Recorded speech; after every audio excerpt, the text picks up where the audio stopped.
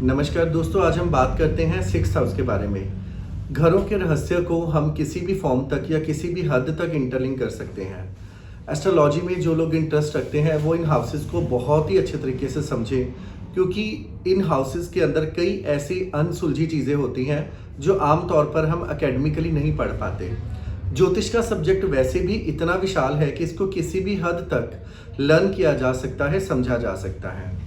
हम बात करते हैं छठे घर के बारे में। हम सभी लोग जानते हैं कि जो छठा घर होता है हमारे लिए रोग ऋण शत्रु का घर होता है।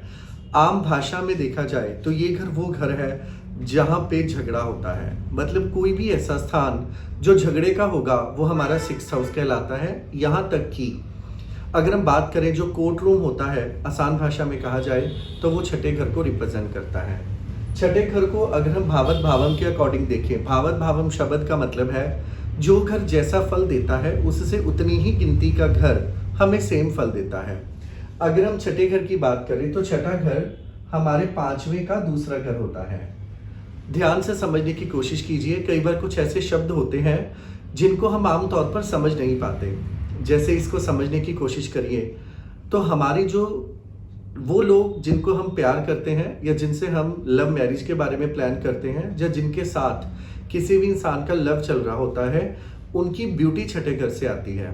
सुनने में शब्द बड़ा अजीब और बड़ा अटपटा लगता है कि क्या ज्योतिष से ऐसी चीज़ों को जज किया जा सकता है? जी बिल्कुल जज किया जा सकता है।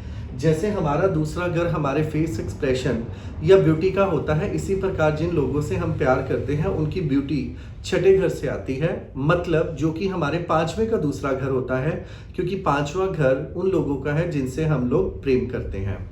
इसी प्रकार हमारे बच्चों की वेल्थ और हमारे बच्चों की जो मनी अकमुलेशन है उसका भी हमें छठे घर से पता लगता है।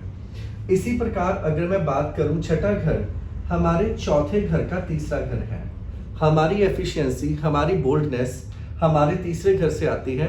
अगर हम अपने मदर की एफिशिएंसी की बात करें तो वो छठे घर से आता है। इसी प्रकार अगर हम अपने छोटे भाई बहनों की बात करते हैं तो हमारे मदर के जो छोटे भाई बहन हैं वो भी इस घर से आएंगे।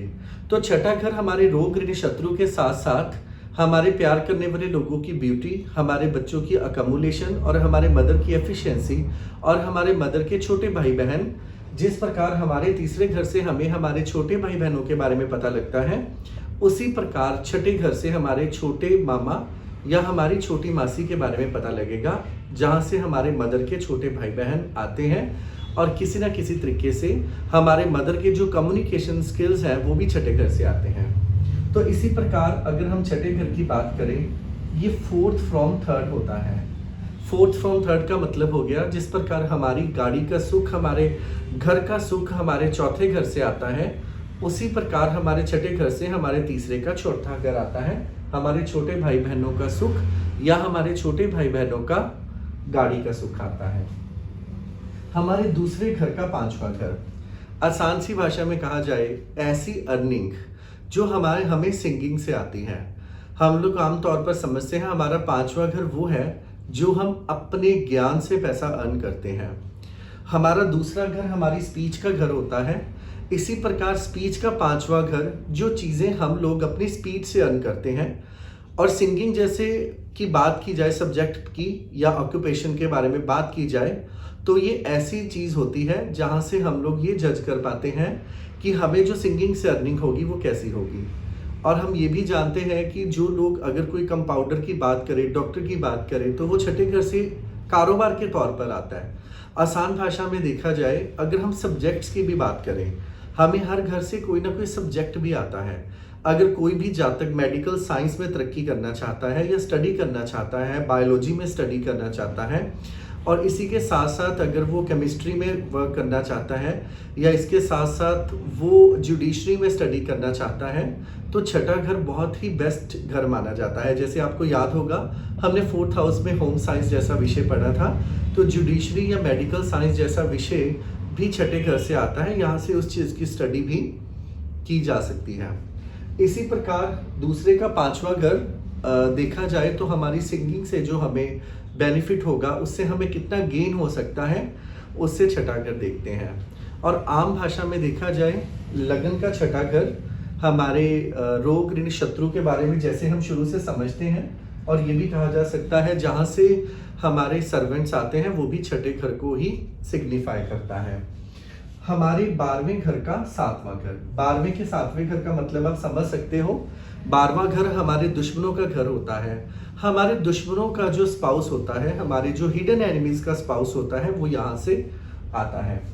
इसी प्रकार ये जो हमारा छठा घर है, ये हमारे 11वें घर का 8वां घर होता है। हमारे बड़े भाई बहनों की मृत्यु के बारे में अगर कंसीडर करना हो तो हम आमतौर के ऊपर छठे घर को कंसीडर करते हैं।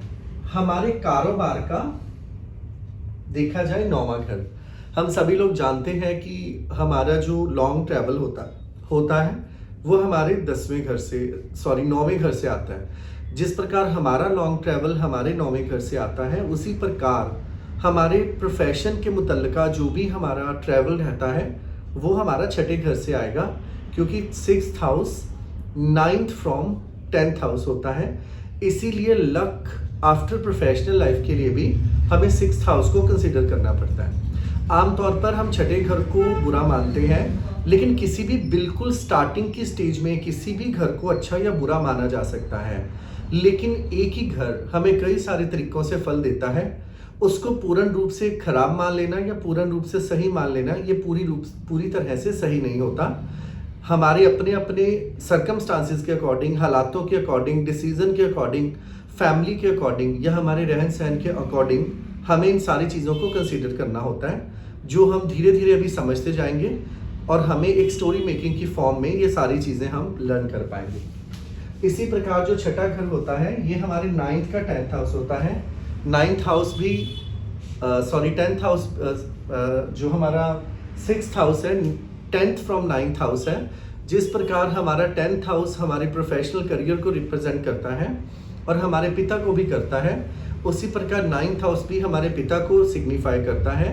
और 9th हाउस भी हमारे कहा जाए तो फादर एज प्रोवाइडर का घर होता है। तो 6th house 10th from 9th होने के कारण हमारे पिता की जो प्रोफेशनल लाइफ होती है या पिता का जो कर्म होता है उसको रिप्रेजेंट करता है। इसी प्रकार 8वें का 11वां घर, जितनी भी हमें सिक्रेटिव अर्निंग्स होती हैं वो भी हमें 6th हाउस से आती हैं। इसी प्रकार अगर देखा जाए ये हमारे 12th फ्रॉम 7th हाउस हो जाता है। हमारे स्पाउस की लॉसेस, स्पाउस की हानि, स्पाउस की हॉस्पिटलाइजेशन के लिए भी हम लोग इसको कंसीडर करते हैं। तो मुझे पूरी उम्मीद है कि आज हमने 6th हाउस को कंसीडर किया, और 6th हाउस अपने आप में ही कई सारे रहस्यों को, कई सारी चीज़ों को लेकर आता है, और हम इसको पूर्ण रूप से खराब नहीं मानेंगे, पूर्ण रूप से सही नहीं मानेंगे। जो घर हमारे अच्छे होते हैं वो ज़्यादातर अच्छा रोल प्ले करते हैं, किसी ना किसी फॉर्म में वो हमारी लाइफ में बुरा रोल प्ले करते हैं। और जो बुरे घर होते हैं वो ज़्यादातर बुरा रोल प्ले करते हैं, लेकिन किसी न किसी एक फॉर्म में वो अच्छा रोल प्ले करते हैं। लेकिन हमें बुरे घरों को अच्छे घरों के साथ कंपेयर करना पड़ता है, और बहुत ही बड़े आर्ट के साथ हम इन चीज़ों को समझ पाते हैं और हम अपनी लाइफ में इंटरलिंक करके एक डायरेक्शन के तौर पर वर्क करते हैं। तो मुझे उम्मीद है आपको ये बहुत पसंद आया होगा। आप हमारी वीडियो पे कमेंट कर सकते हो, जैसे हमें लास्ट कमेंट आया था कि हमें ग्रहों की मित्रता और दुश्मनी के बारे में बताएं। तो मेरी कोशिश होगी कि हाउसेस के बाद या इसके साथ साथ मैं ग्रहों के फ्रेंड्स या एनिमीज होने के ऊपर भी वीडियो बनाता रहूँगा। और इसके अलावा आप हमारा 100 रुपीज़ का कोर्स ज्वाइन कर सकते हो, जो कि 15 डेज़ का एक क्रैश कोर्स रहता है, जिसके अंदर हम प्रिडिक्टिव पार्ट या बहुत सारी ऐसे रूल्स या रूट्स को क्लियर करते हैं। आप हमारी वीडियो को लाइक, शेयर और सब्सक्राइब ज़रूर करें, ताकि हम लोग भी इनकरेज होते रहें इन वीडियोस को हमेशा से आगे बनाने के लिए। आपकी कोई क्वेरी होगी आप कमेंट बॉक्स में डालिए, हमारी पूरी कोशिश होगी जो रेलेवेंट क्वेरीज होगी उन क्वेरीज का आंसर देने के लिए। Thank you so much.